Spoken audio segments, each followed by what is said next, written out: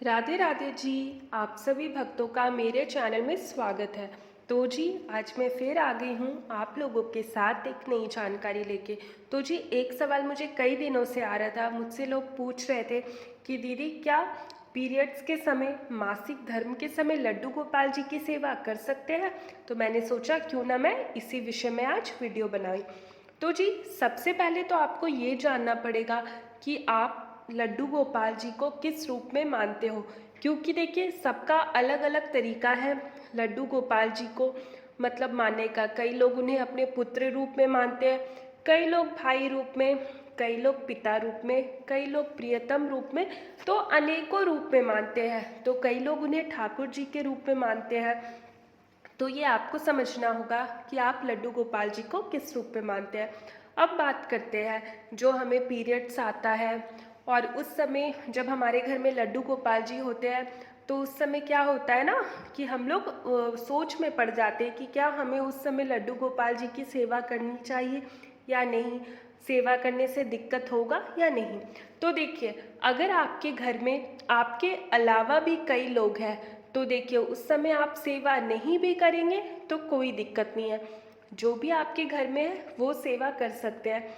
लेकिन जब आपने मुझसे ये सवाल पूछा है तो इसका मतलब तो यही होगा कि आप घर पे अकेले रहते होंगे।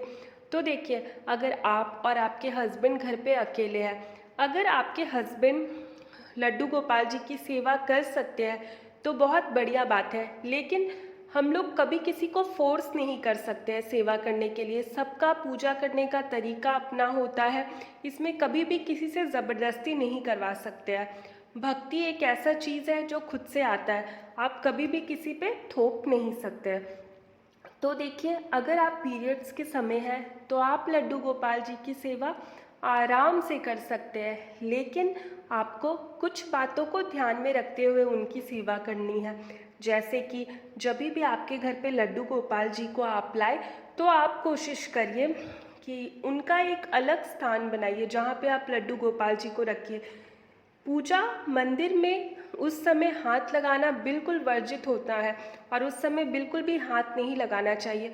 अगर लड्डू गोपाल जी को आप वहाँ विराजमान करते हैं उसमें भी दिक्कत नहीं है, लेकिन उस समय तब आप लड्डू गोपाल जी को वहाँ से नहीं उठा सकते हैं, नहीं हाथ लगा सकते हैं। तो कोशिश करिए कि आप लड्डू गोपाल जी को किसी अलग जगह रखिए और उसके बाद आपको उनके सेवा में कुछ नियम रखना होगा। जैसे लड्डू गोपाल जी को आप सुबह अच्छे से स्नान वगैरह करवा दीजिए, उनके वस्त्र पहना दीजिए, उन्हें दूध पिलाते हैं। उसके बाद आप कितनी बार भोग लगाते हैं वो डिपेंड करता है। आप उन्हें दिन में 4 बार भोग लगाते हैं, 6 बार भोग लगाते हैं, तो ये पूरा आप पर डिपेंड करता है। आप उन्हें भोग लगा सकते हैं, लेकिन आपको उस समय उन्हें चंदन नहीं लगाना है, उनका धूप बाती नहीं करना है, पूजा नहीं करना है। लेकिन आपको उस समय उनका ऐसे ही सेवा करना है जैसे एक माँ अपने बच्चों की करती है। क्योंकि देखिए हमारे जो कान्हा जी है, लाला जी है, इनसे बहुत देर तक भूखे नहीं रहा जाता है। और अगर आप 4-4 5-5 दिन उन्हें एक जगह बैठा के रख दीजिएगा, उन्हें कुछ खिलाइएगा नहीं, तो ये पाप हो जाएगा। आपके घर में जब लड्डू गोपाल जी है तो आपका जो सेवा है एक दिन भी नहीं रुकना चाहिए। तो इसीलिए जहाँ बात है पूजा पाठ की वो आपको नहीं करना है, लेकिन आपको समय समय पे जो है लाला को खाना खिलाते रहना है। अगर आपके घर में कोई है तो बहुत बढ़िया बात है। अगर आपके आस पड़ोस के लोग ऐसे हैं जिन्हें मतलब लड्डू गोपाल जी को जो आराम से जिन उनकी पूजा कर ले, उन्हें भोग वगैरह करवा दे, तो बहुत अच्छी बात है। लेकिन जब आप अकेले हैं तो आप बिल्कुल भी कर सकते हैं, लेकिन इसका गलत अर्थ मत निकालिएगा। मेरा बस यही बोलना है कि आपका रिश्ता लड्डू गोपाल जी से क्या है वो डिपेंड करता है।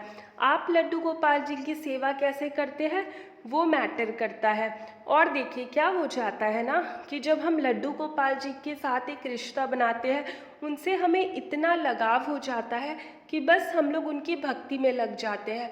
और क्या हो जाता है ना, जो हमारे कान्हा है उन्हें भी हमसे बहुत मोह हो जाता है। उस समय अगर आप उन्हें भूखे रखिएगा तो ये बिल्कुल भी सही नहीं है। हाँ, लेकिन आपको गलती से भी पूजा मंदिर में हाथ नहीं लगाना है, क्योंकि उस समय जो बाकी देवी देवता हैं उन्हें हाथ नहीं लगाया जाता है। लेकिन देखिए हमारा जो कान्हा जी के साथ है उनके साथ रिश्ता भी अलग है। उन्हें हम प्यार करते हैं, उन पे अपना अधिकार जमाते हैं, उन्हें बालक रूप में सेवा करते हैं। तो एक माँ अपने बच्चों के लिए तो कुछ भी कर लेती है, चाहे वो कितनी भी बीमार क्यों ना हो, लेकिन अपने बच्चों को वो कभी भूखा नहीं रख सकती है।